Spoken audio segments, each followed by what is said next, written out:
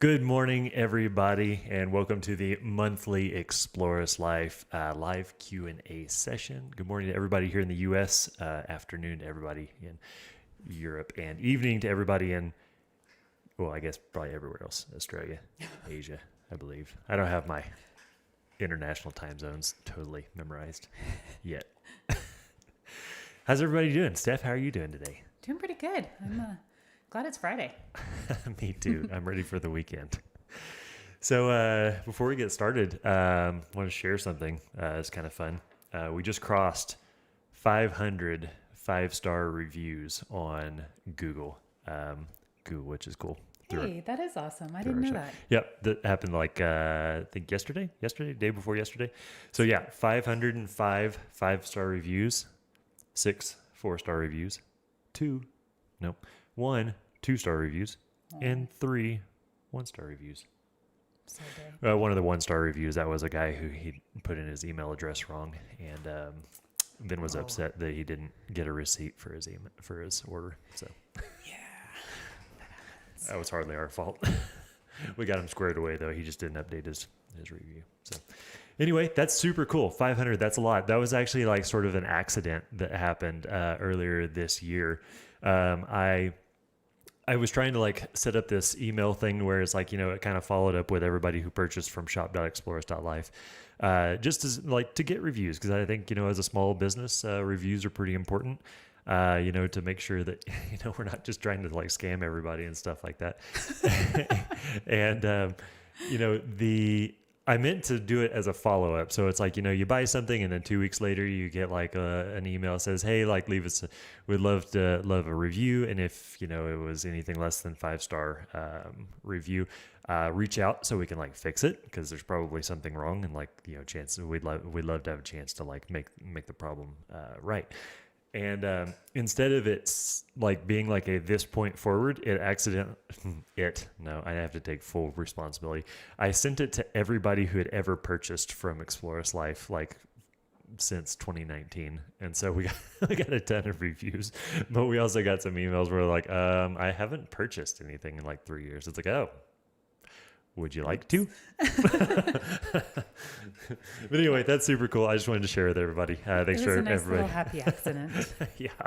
So the reviews have slowed down since then. So if you've purchased from us and want to leave a review, head over to Google and leave a review. That'd be great. But anyway, Steph, you got anything to share before we introduce the team who all's on board today and we get started with questions? No, I don't think so. Perfect. So joining us on the live chat today, virtually, not here in person, we've got Grace. She is going to be sending links to videos and blog posts and everything like that we are going to be referring to throughout the video. We've also got Chad. He's going to be answering some of the more technical questions that you may have. We're going to try to get to all of them on the video here, but he's going to be kind of chiming in the chat. Ira is also here, I do believe, unless he's installing a system. He might be actually installing a system today. Ira's got a system installation today. He's one of our installers, but Morgan is definitely here, our installations manager. And she's going to be actually fielding all the questions and sort of putting them into a list so Steph can be reading them off and helping me answer those and everything like that. And lastly, but not least, is Nicholas. He's also here, going to be kind of assisting Chad in some technical questions, as well as linking to various products and kits and stuff like that. I hope I didn't forget anybody. I think that was everybody. I think that was everybody. I hope that was everybody. I didn't even use my list today. Okay, if you have any questions, just put them in the chat box, and Morgan's going to sort of compile those into a document and send them over to Steph in real time. And we're going to do our best to get to all questions today. We're kind of setting a hard cap at 1 hour. Steph, do you have a meeting right at 10 today? Yeah, pretty close to right after 10. Yeah, so we're going to pretty much cap this off here in 55 minutes. But without further ado, let's get started. Could you do me a favor and turn down your microphone, or in my? You're really loud in my ear. I'm really loud. Yes. If you can't, it's fine. You can just yell at me for the next hour. That might be have to. Well, if it's loud in your ear, it's probably loud in everybody's ear. That's true. I don't know. Is everybody else hearing that pretty loud from Nate? I could also just back up a little. That also works too. Okay. Okay. Yeah. Let's move on. Okay. Let's jump right into questions. And I apologize if I butcher this username, but U2B asked, how often should I check electrical connections in my van? Over 18,000 miles and everything is tight so far. That's a great question. Yeah, it's a great question. Realistically, I like recommending that you should probably check all your electrical connections or at least get eyes on everything, every time you do your regular maintenance on your van. So every time you change your oil, just open everything up, check and make sure nothing's like starting to melt or anything looks weird, get wrenches on the stuff that's easy to get wrenches on. You don't have to disassemble your whole thing or anything like that. But that's a really good time to just sort of inspect everything. Every time you do, you change your oil is, or twice a year, Yeah. Yep. Cool. Is that it on that one? Yeah, that's pretty much it. Perfect. Okay. Possum's Top Hat asked, can...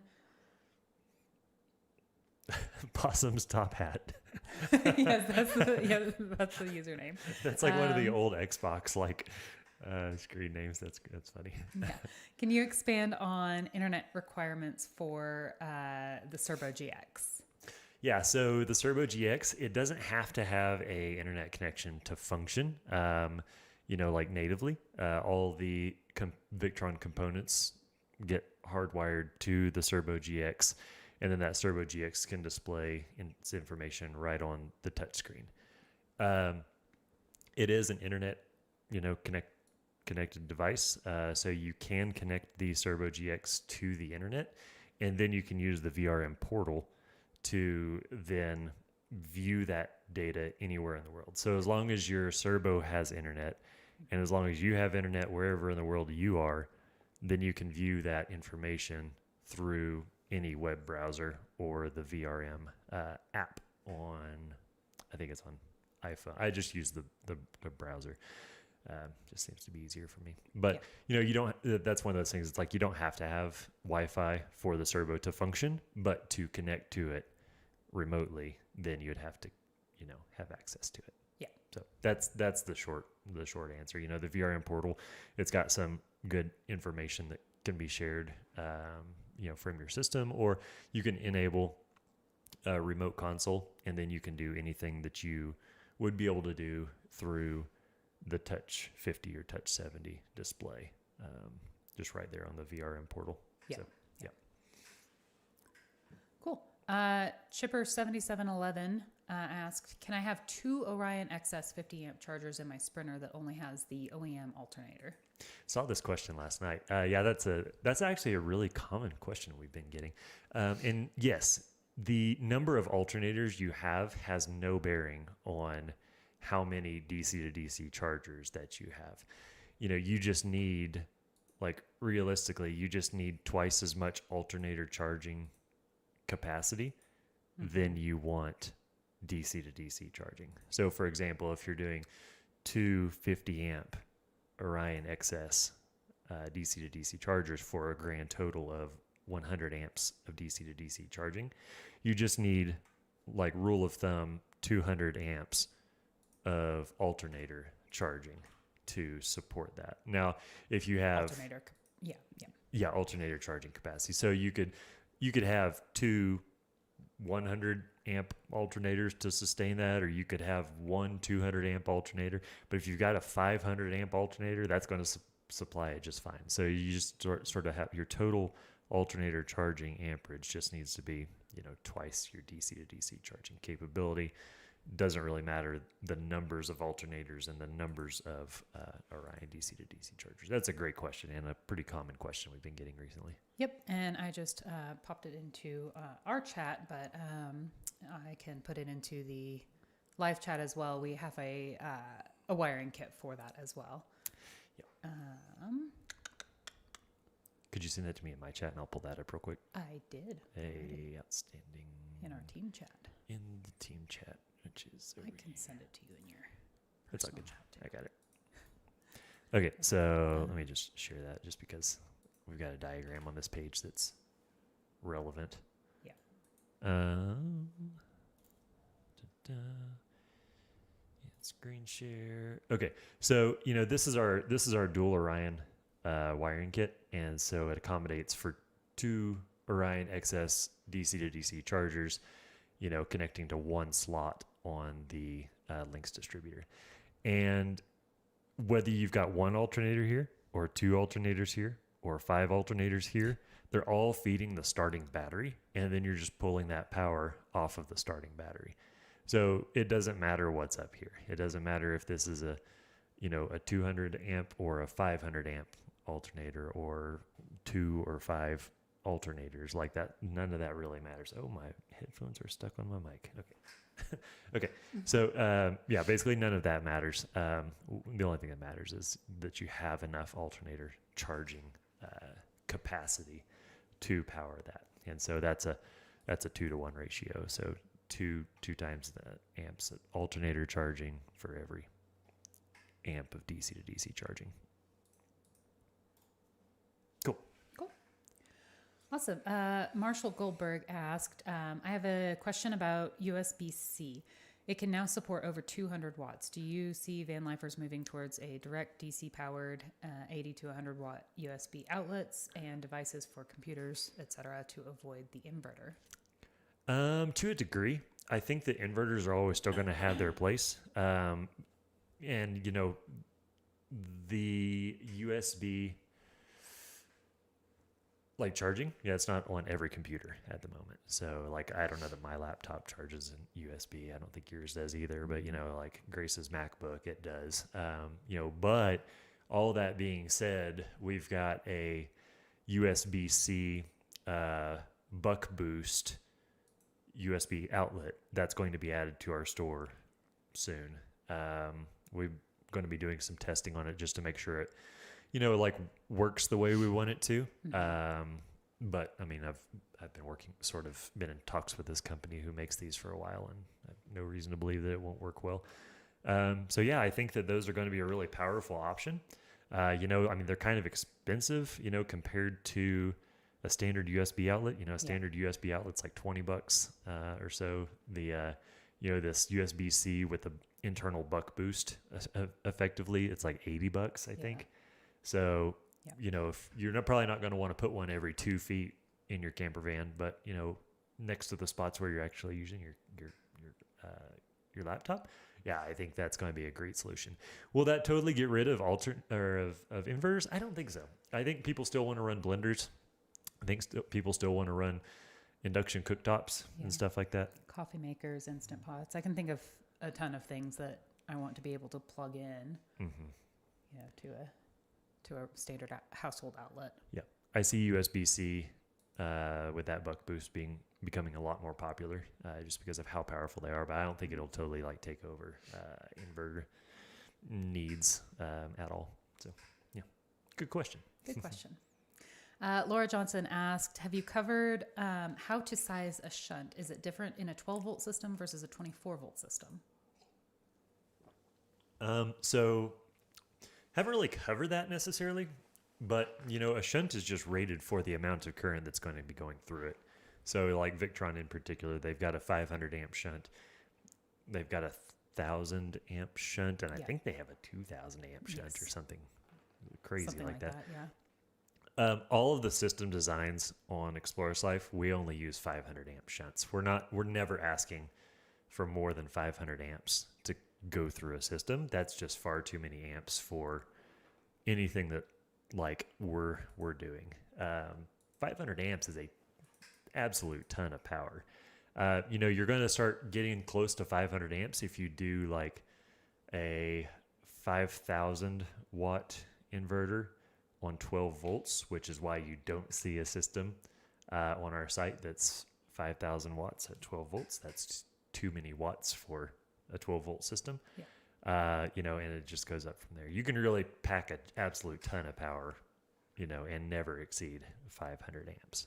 So basically, no, never made a video oversizing a shunt, but it's one of those things that's sort of kind of not really relevant. But if you go to, if you just go to shop.explorers.life and then visit our kits, our wiring kits and electrical systems, all those have your shunt like appropriately sized just right there in the kit. So you don't have to like really do any additional like work or any kind of calculations for that. Okay, Earl Lewis asked, is there a single video where you go over your electrical tool recommendations? And I do see that Nicholas already dropped that link in there for you. So if you just want to scroll up in the chat and click on that link, that is the video. Cool. I think that's probably the old video too. Yeah, we have a new video coming out. Has it already come out? I don't remember. So the new video over the new tools recommendations, that is currently not out. I think Grace published it or scheduled it yesterday for YouTube. But I do believe it's already live inside of the paid academy. So as a, context there, we've got our YouTube channel where we release videos every Sunday. To appease the YouTube algorithm, we have to stay consistent in posting and stuff like that. But at academy.explorist.life, we just put those videos out whenever they're ready. And so we're actually like scheduled out on videos all the way until December on the YouTube channel, but all those are already live within academy.explorist.life. So if you want to get ahead, consider joining. Currently it's $100 for lifetime access. That's going to be changing at the end of this year. It's as cheap as it's going to get. It's pretty much an online trade school for very cheap. Or it'll be free on the YouTube channel where you have to watch ads and so on and so forth. So lots of options for y'all to get education. Yep, absolutely. And the content isn't any different in the academy than what's on the YouTube channel. You just get it when it's done and not have to wait on YouTube's algorithm to let us publish it. Yeah, exactly. We don't want to like gatekeep, content and education and stuff like that. But, just a quick look into, what this actually looks like. The academy is built out to where it's nice and easy to like navigate. So we've got, chapters or lessons, quizzes, chapters, lessons, quizzes. And, we're already built out here through the end of chapter 4, which is basic electrical tools. And I think the thing that's coming out this weekend on the YouTube channel is wire crimping, maybe. So there's quite a few extra videos that are already live in the academy. This weekend we won't have a video because this is our video. Oh, yeah. So next weekend. Yeah, next weekend is wire crimping. Yeah. So that's sort of a little bit of insight into what we've got going on there. Awesome. Let's see. Oh, just messed all of this up. Okay. Camel Conversions asked, why does my car struggle and take a few tries to start when the DC to DC charger switch is connected and on? Makes me wonder if you've got your DC to DC charger set to power supply and it's draining your battery while it's just parked. If you go into your settings, you've got an option for charger mode, worded something like that. And it'll be either charger or power supply. Power supply is just on all the time, because you're asking it to charge from like a house battery bank to power, 12 volt loads or something like that. But charger, you've got engine shutdown detection built into that. Given you're talking about Victron DC to DC chargers specifically, that's what I would recommend. If it's set to power supply, just switch it over to charger and make sure your engine shutdown detection settings are correct for what you've got going on, which default is usually just fine for that. If you have it set to charger and it's still having an issue, maybe consider your starting battery is just old. That could be a thing. Starting batteries are realistically only good for 3 to 5 years. So if you're on the upper end of that could be a problem. Outside of that, if you've purchased from shop.explorers.life, reach out for some more like personalized tech support and guidance there. So shop.explorers.life/support is our tech support address for customers. Awesome. Okay, Reese has 2 questions. He says, my fire extinguisher that came with my Class C RV is nearing the end of its life. I have 2 questions. What type of extinguisher would be an ideal pick for a Class C? And are there requirements or best practices on where to and where not to store it? So, yeah, good questions. I think he mentioned that somebody was going to ask a fire question yesterday. I actually get to use my degree again. Yes. I think I need to try to weasel my way into like getting somebody to ask a fire question every live stream. That way I can actually say my degree was worth it. Okay. So your degree was worth it. So as far as type of extinguisher, just your standard whatever class that is, class A, class AB or whatever it is, just your standard dry chemical extinguisher is going to be great for that kind of stuff. I mean, it's not a class C extinguisher for electrical fires. I mean, where you use halon and stuff like that, those are good, but a class C electrical fire. I think when he was mentioning Class C, he meant his Class C RV. Well, there's a Class C extinguisher. Okay, so, right. But they specifically mentioned Class C RV. Okay, yeah. So in whatever kind of RV or van you've got going on, if you got an electrical fire, the best way to put out an electrical fire is to stop the electrical part of the fire. So turn off your battery switch if you can. Obviously, don't reach into the flames or whatever. But the better you can get the electrical system turned off, the easier that part is going to be. And then you've just got a standard fire. So that's just going to be put out with just your normal dry chemical fire extinguisher. But as far as where to put it, which I think is the more important thing, put it in your in/by a door. Yeah. That's the most important thing. That way you can get out of the camper first and foremost, and then potentially grab the fire extinguisher and, try to put the fire out from outside or from with your back to the door. You never want to have yourself in, have the fire in between, yourself and the exit. You need to get out. Hopefully your stuff's insured. If you can't put the fire out, call 911, call your insurance agent. Fire department will get that put out. Your insurance agent will replace the RV. Yep. Okay, Camel Conversions asked, have you had any issues with dimmers connected to SPDT switches? I've just hooked mine up on a 12-volt system, and when the lights are dimmed, they have a flicker, but not when the light is on the highest setting. Yeah, I have seen that problem. And I think that's more typically not necessarily due to the switch, but more so due to the dimmer and to the lights used. Mm-hmm. Some LED lights aren't dimmable. So if you connect non-dimmable lights up to a dimmer, they may be flickering, depending on how which dimmer it is. Some dimmers, I've had very, not consistent results with DC dimmers. Yeah. Some work fine, some don't work fine. Sometimes you can buy a pack of 5 and 3 will work fine and 2 won't work very good. So I wish I had better solutions for that, but at this time I sort of don't. So. Yeah. Okay. Johnny Boy Media asked, I'm starting to see people switching back to AC versus DC air conditioners. What are your thoughts on that? Yes.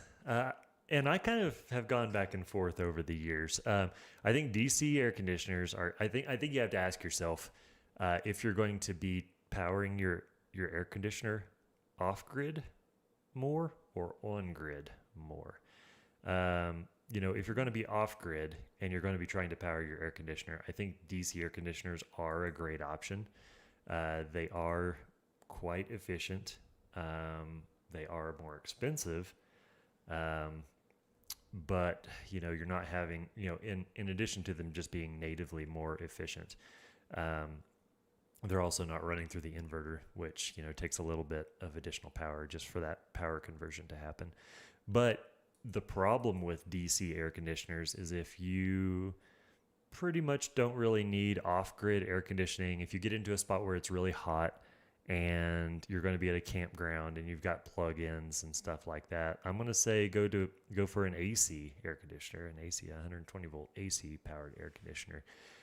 Just because if you're plugged into shore power, that shore power can go right through the inverter and go right to the air conditioner. And if you have a DC air conditioner and you're plugged into AC shore power, the DC air conditioner is pulling that power from the battery bank, and then your charger from your inverter charger is having to work to recharge the batteries, and that's actually putting off heat. That charger actually puts off a fair amount of heat whenever it's running full tilt.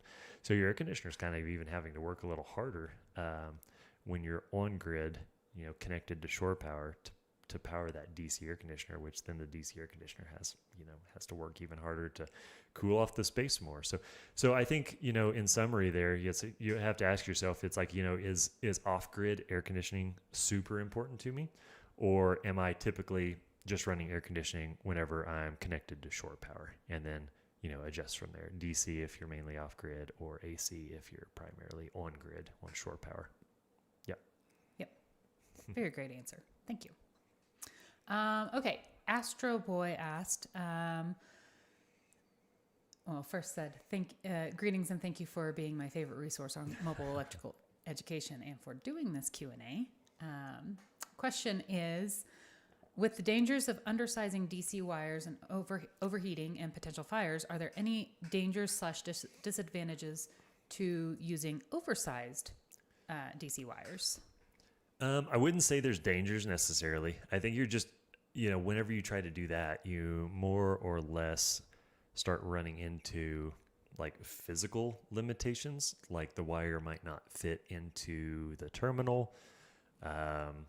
If you connect it to a battery lug, the battery lug may be too big to fit into or on the device, anything like that. So, it's less of a safety thing and more of like hey, this wire just might not fit. In addition to that, it's like the bigger wires are more expensive. They're harder to work with. Bigger wires take bigger tools, which are more expensive. So, I'm a very big proponent of sizing the wire appropriately instead of oversized. I'm going to, in most cases, I'm going to err on the side of one size too big. But if I know the proper wire size, I'm just going to size the wire appropriately, and that way, we don't have problems. And we made a playlist of how to size wire in the academy. It's on the YouTube channel at this point too. That actually teaches you how to do all of that. Let me pull it up real quick so I can share how to get to it. Yeah, and while you're pulling that up, I would also add that a good example of how we size wires too in our wiring kits is our MPPT charge controller wiring kits. They're either sized at 6 gauge or 2 gauge. That's pretty much or 10 gauge for the real small ones. And that's basically as big of wire that will fit in those terminals. That's going to work for pretty much all cases that use that particular charge controller. And so we're putting as big as will fit in the charge controller, so that you can have that option of being able to upgrade at any point in time. Yeah, it makes things super easy. But the playlist in particular that we were talking about was, so if you go to our YouTube homepage and then go to playlists and then go to wire basics, that's a playlist, 7 videos long. Will teach you everything you need to know about sizing wire, with the last video being sort of an over the shoulder look at how we size wire. If you don't want to do the calculations and all that kind of stuff, also remember that shop.explorers.life, we have all of the wiring kits where you can just build this stuff yourself, but we've already done the math on the backside to make sure all the wires and fuses and stuff like that's the proper sizes. We've got component wiring kits for basically every Victron component that it makes sense for us to carry. And all the wires are sized appropriately for the component, for the load, all that kind of stuff. So, we've already done the math on the backside to like figure out what all the wire sizes actually are. So we want to teach you how to do things, but we also want to give you the option to just get the stuff, and then, then you can install it yourself with our tutorials. So. Yep. Perfect. Okay. Paul Johnson says, I have a 1500 watt inverter in my camper van. Its output is via duplex GFCI outlet. Should I run AC from the inverter through an additional breaker box before distributing it to loads? So if it's got 1500 watt, inverter, without asking more questions, I'll just try to answer the question. So, if your inverter has outlets on the side, and you don't need a breaker box, you just plug into that outlet. There's the same as, you would an outlet in your house, or the same as you would in the, like the Phoenix, the Victron Phoenix, inverters. They've got built-in outlets on the sides. You don't have to go from outlet to breaker box and then breaker box to more outlets. That's not necessary, but some of those inverters, they've got like built-in hardwired AC output ports on them, and if you're utilizing that, you just have to dive into the instruction manual for your particular inverter and see if those are protected by a breaker or not. Some of them are, some of them aren't. SB then asked, on a 24 volt system with a Lynx distributor, Multiplus, and Orion 241270 converter, how would you run a second 12 volt fuse panel? And Chad actually has already answered this question. So if you just want to scroll up to where he answered the question, where we've got the kit that we used in our transit build on that, as well as the video. He linked to both of those. So I think this question is pretty much answered. Cool. So yeah, unless you have anything to add to that, I will move on to the next one. No, that seems good. Perfect. JC asked, I have a Battery Doctor 150 amp battery isolator. Should I connect the isolator to the Victron DC to DC charger, or does the Victron charger work as an isolator? Yeah, the DC to DC charger, it has built-in engine shutdown detection, natively built into it. And so as long as you toggle it onto a charger, you don't want to have the isolator involved in that process at all. So, those isolators typically have a ground wire on them that simply acts as a, allows the relay to open or close, or the solenoid or whatever it is. And if you can just disable the isolator altogether and then run your wiring for your DC to DC charger from the Lynx distributor all the way up to the starting battery, and just totally ignore that isolator charging circuit altogether, that's the best way to do that. You don't want to wire the DC to DC charger into the isolator circuit. That's going to give pretty inconsistent results. Yep. Cool. Chris asked, if I'm running dual quattros with a 12.5 kilowatt generator, would I use a splitter box and run the separate legs to input one on each quattro and shore split on the other inputs?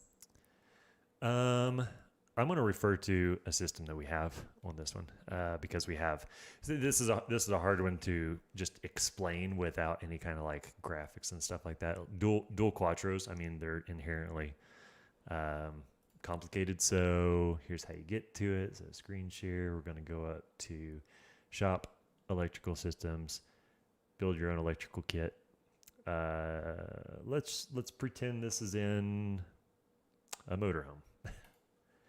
Motorhome versus a towable, it's going to be like realistically the same thing.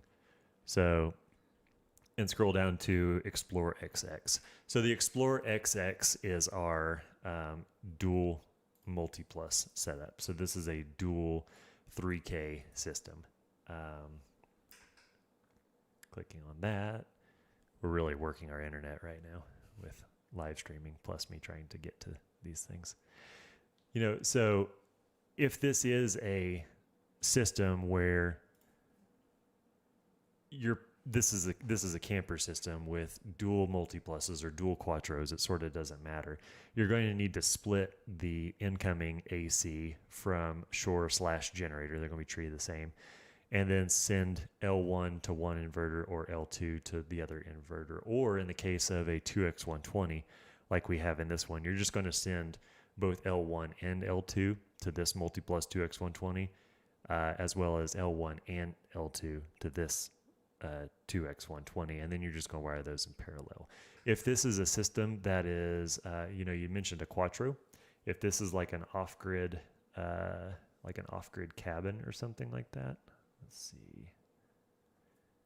Electrical systems, build your own electrical kit, off-grid cabin. And you're using quattros, you don't really have to do splitter boxes necessarily. Right. Because you have more flexibility in, where that power is coming from, where that power is going. Oh, I don't have the diagram as a thumbnail on this one. But anyway, yeah, it's kind of a complicated thing. But if you have purchased or are purchasing those quattros and such from our store, reach out at shop.exploris.life/support, and we can give you a little better guidance on how you need to do that. Because we have a full kit, for this available for both.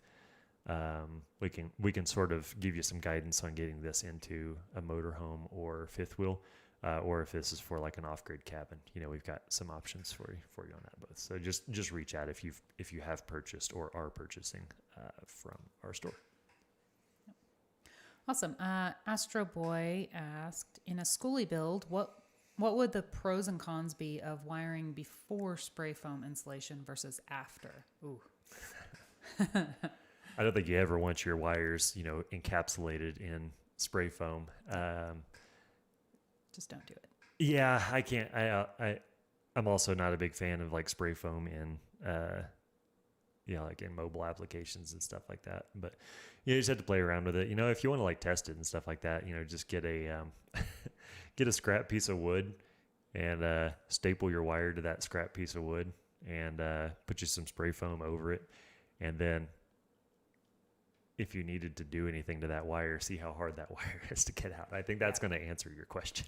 Yeah. The spray foam is almost permanent. Yeah. I mean, it's a pain to get out of there. Yeah. If you've ever had to try to get some off of a wall or a floor or your clothing, it doesn't come off. Ray asked, is there an option for charging a large battery bank, 7 kilowatt hours to 14 kilowatt hours, with an EV DCFC, direct current fast charger with Victron rather than just solar and DC to DC charging? Basically, no. Can you do it? Yeah, probably. I think there's some options and all that kind of stuff, but with fast chargers and stuff like that, you have to worry about like communication protocols and all this kind of stuff, and there's really no reason to not just wire a 50 amp, a dedicated old school 50 amp RV style charger. I don't know the NEMA number on that, but just what you would find in a regular campground, and then power it from that. That's a ton of power. 50 amps at 240 volts, that's a lot of power. That's like 12,000 watts of charging power. So you're going to be able to charge really quickly. Yeah. So I don't see any reason to sort of mess with, EV chargers and stuff like that on a system like that. No. Yeah. Okay. PFM Adventures asked, I have 6 450 watt solar panels. I plan to wire 3 pods in series, then parallel into a combiner box, and then to the charge controller. Is there a recommended breaker size for inside the breaker box?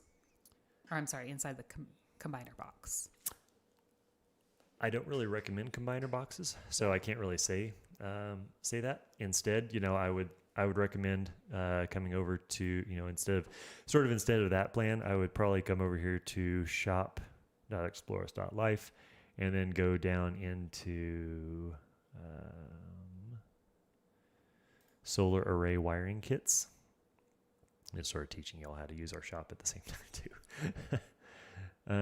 Where's our custom one? Is it at the end? We got. Oh, I don't know where it is. Here, we're gonna use the search feature here and search for custom. This is typically what I do anyway. There it is. Custom solar charging wiring kit.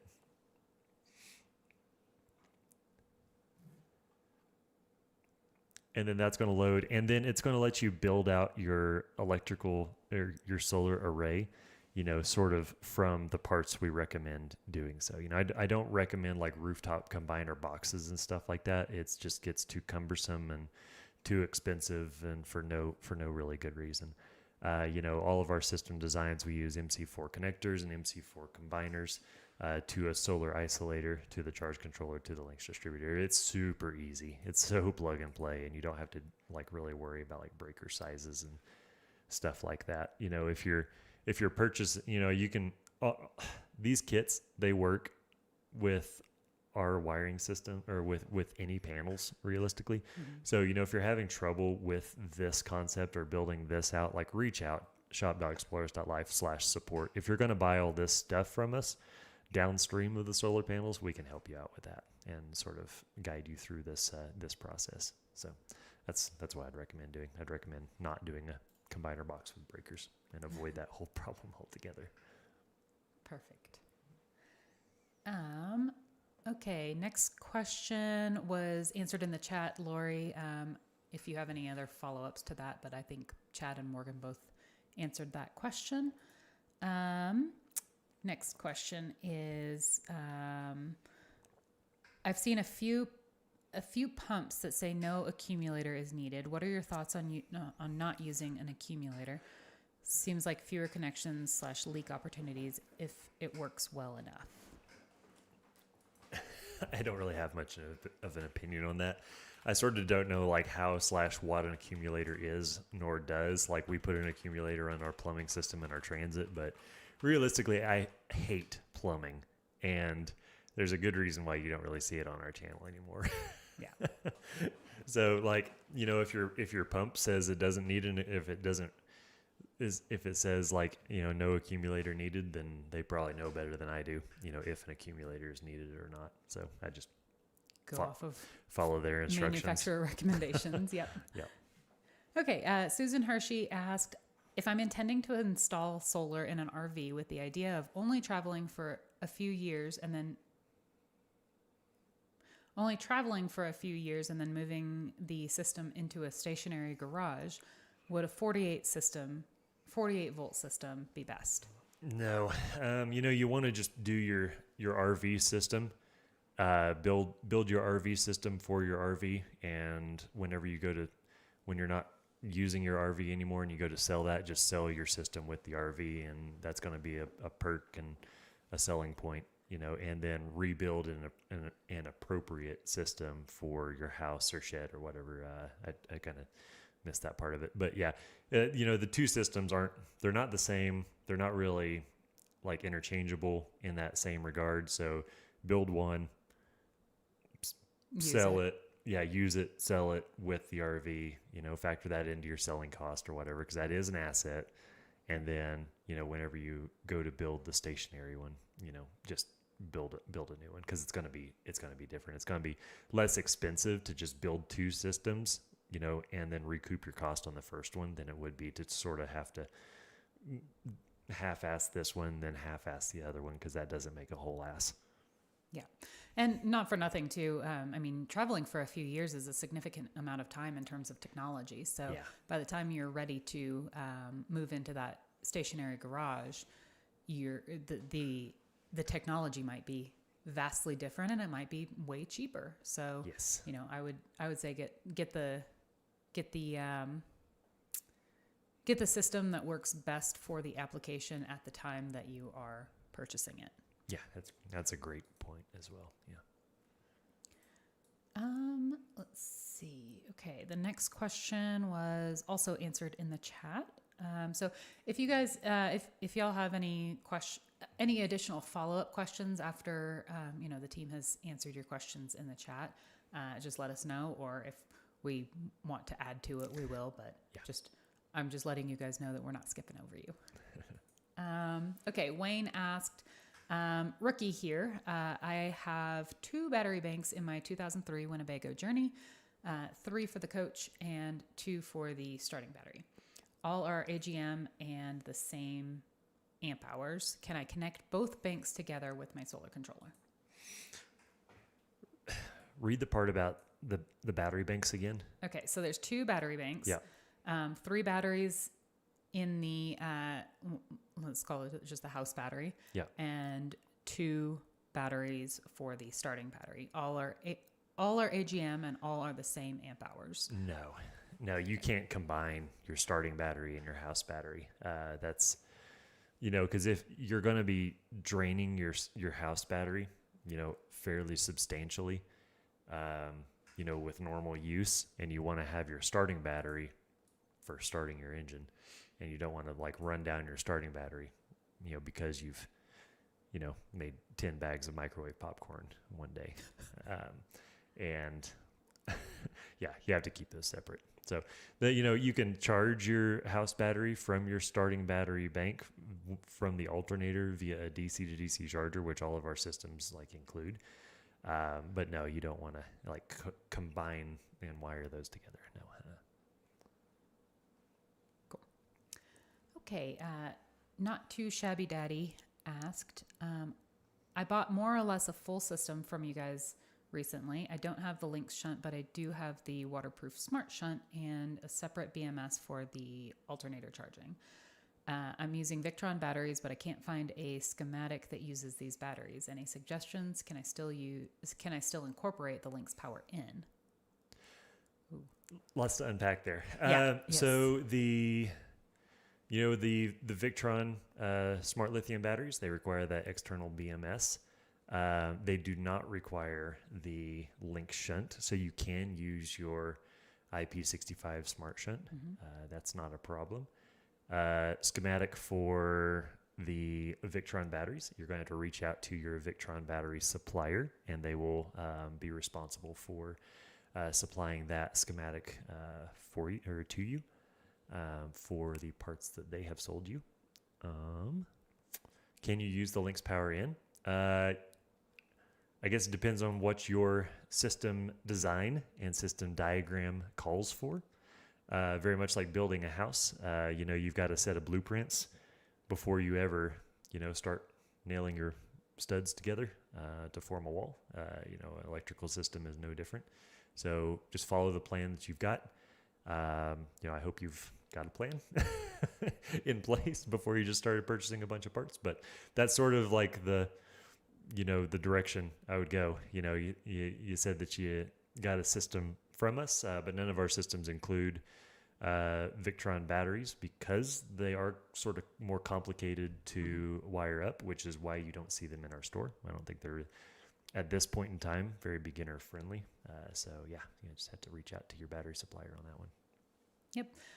And there was a follow-up question. Do you have anybody in LA that can help point me in the right direction? And no, we don't have anybody in LA. Our installation team is in Blue River, Oregon. They can definitely help you out and get that all sorted for you. If you want to go on to shop.explorers.life and go on to services, and you can find more information about our installation services.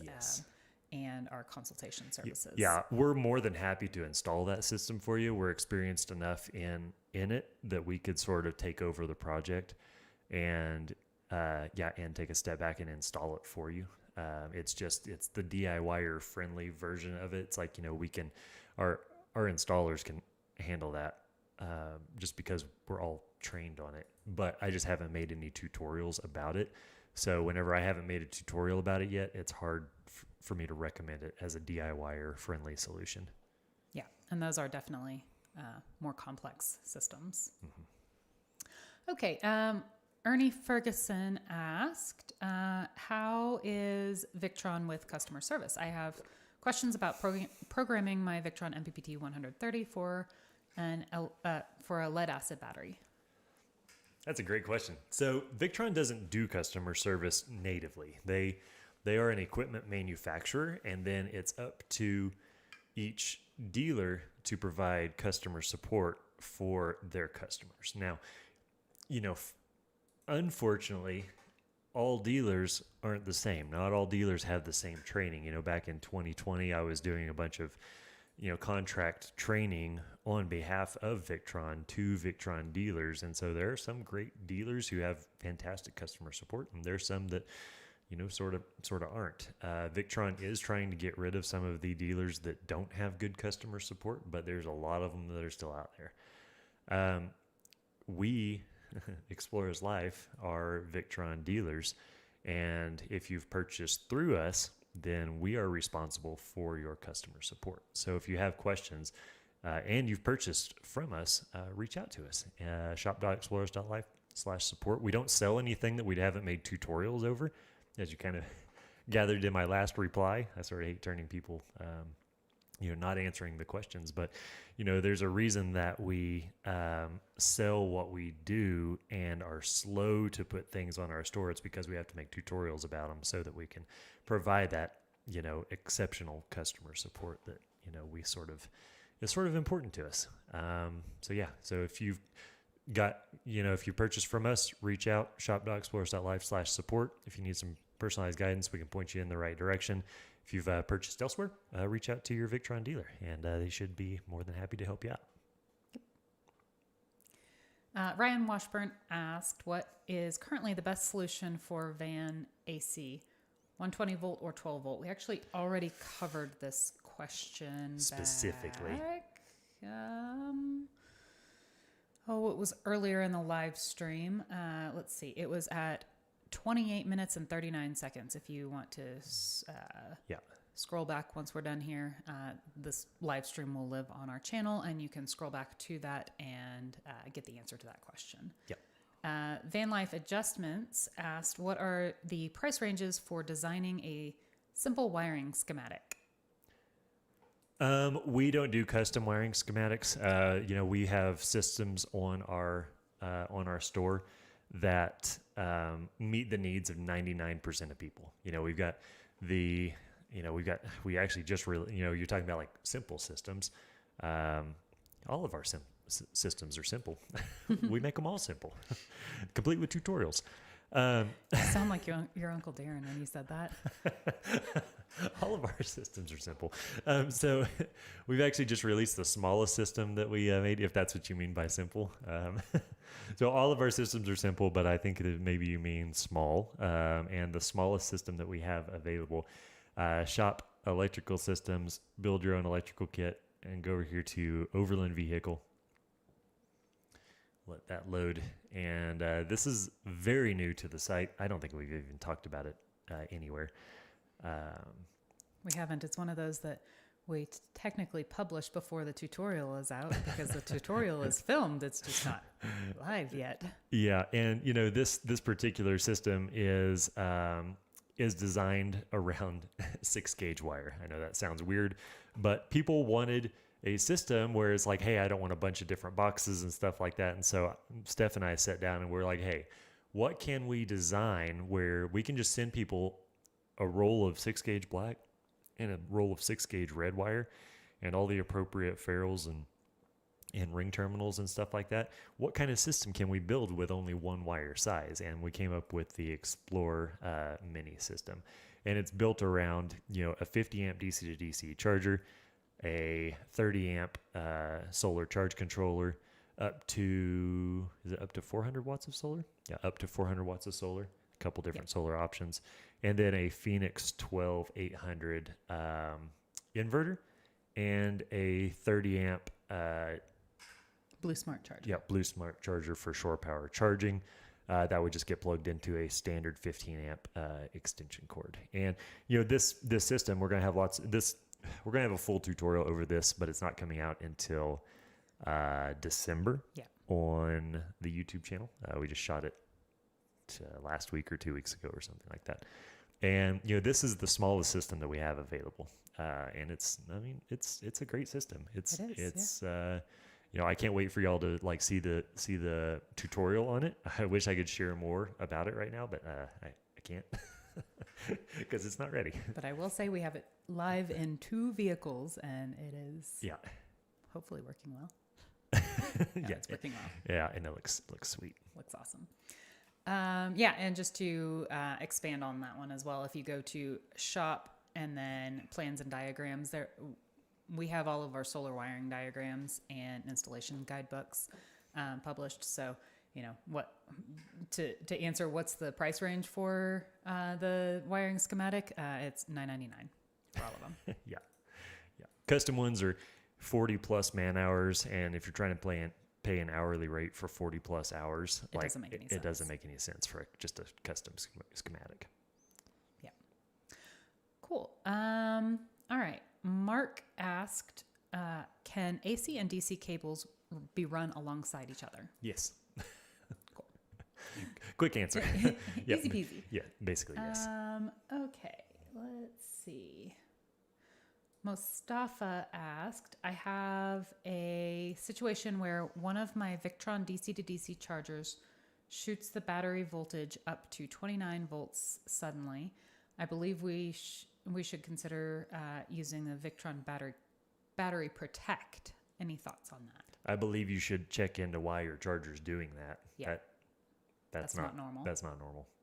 So that could be a faulty controller. That could be a faulty setup. Reach out to whoever you purchased the component from for further troubleshooting. There's something weird going on there. Yep. Yeah. Okay, and I think this is probably going to be either the last or the second to last question. Do we get through all of them? We have a lot of questions today. We have 3 more questions on here. Let's see if we can get through them in 3 minutes. Okay. I'll be concise. Okay. Aaron asked, if I have 3 SOK batteries that are 12 volt and 208 amps each, wired in parallel, what fuse would I use on the battery? So it depends on what your loads are coming off of that. Those batteries connected to a 3K inverter are going to be different than those batteries connected to a system with a 2K inverter. So we have different systems that will work for that setup, all with their appropriate fuse sizes. So, if you haven't already purchased the rest of your system, and you need some more guidance, check out our system picker on the homepage of shop.explorers.life. I'll get you pointed in the right direction. Otherwise, reach out for some personalized support. shop.explorers.life/support. Yep. Perfect. Let's see. Ernie asked a follow-up question. I don't recall which one. They had previously asked about Victron customer service. The follow-up question is, I purchased my Victron MPPT charger from Amazon. I didn't know about the customer service part. It said from Victron on Amazon, so we can cover that too. Sure. I want to get the MultiPlus 2120 for my 50 amp 220 camper. Any suggestions? So Victron doesn't sell parts directly. It may say Victron on Amazon, but that's a shady dealer. Yeah, that's somebody that's put their store name as Victron. Yeah, and that's happened a couple times, and Victron's has worked with Amazon to try to make that not a thing. That way, it's a lot more transparent. But unfortunately, it's just that's Amazon, man. It's tough. We'd love to have your business for that MultiPlus 2X120 though. Yep, provide great support. I'd like to think. I'd like to think our 500 plus 5-star reviews we talked about at the start of this this stream is sort of a testament to that. Yeah, I hate that you're going through that. That's pretty tough. Yeah. Yeah. But reach out to Amazon, and they'll be able to point you in the direction of the actual supplier that is using that name, and they should be able to help you out. Mm-hmm. The last question we're going to be able to get to is from Van Life with Danny. The Orion is wired so that if you have switched your battery bank system off and you turn on your vehicle's battery starts to power your loads. Are there any options to avoid this? Not really. You know, me personally, I'm just going to leave my electrical system on, unless it's in actual storage. There's really no reason not to. And then that's sort of like how you avoid that problem. It's not really avoiding the problem. It's just, you know, living with it. It's just sort of the startup and shutdown procedures. There's nothing wrong with doing that like that. There's nothing wrong with leaving the system active. You know, I like leaving it active so my batteries are always full from solar, so on and so forth. And then, you know, if I get in there on a hot day and I'm, you know, driving the van to the store or something like that, and, you know, I want to kick on the air conditioner, I just grab the remote and point it back there and turn on the air conditioner. It's nice and cool whenever I get in, which that's kind of nice. So yeah, I just leave it running. Yep. Did we mostly make it? I think we made it through nearly all of them. So I think we're going to go ahead and call it there. If you've got any follow-up questions and purchased from us, go ahead and check us out and ask all of your questions through our support at shop.explorers.life/support. Yep. Okay. I don't ever go to that. I just go directly to the contact page. Anyway, yeah, if you've purchased from us, go ahead and shoot us an email there. If you didn't purchase from us, we do recommend you reach out to the dealer that you purchased from and consider purchasing from us next time. Yep. We'd love to have you. Okay. Anything else? Let's go have a weekend. Let's go have a weekend. Yeah. Thanks for tuning in. Have a great weekend. And yeah. We'll chat same time next month. Next month. First Friday of every month, unless otherwise noted on social media. We just had a conflict last week. So yeah. I think next month should be actually October 4th. So yeah, should be good. Should be good. Okay, awesome. Y'all have a great weekend.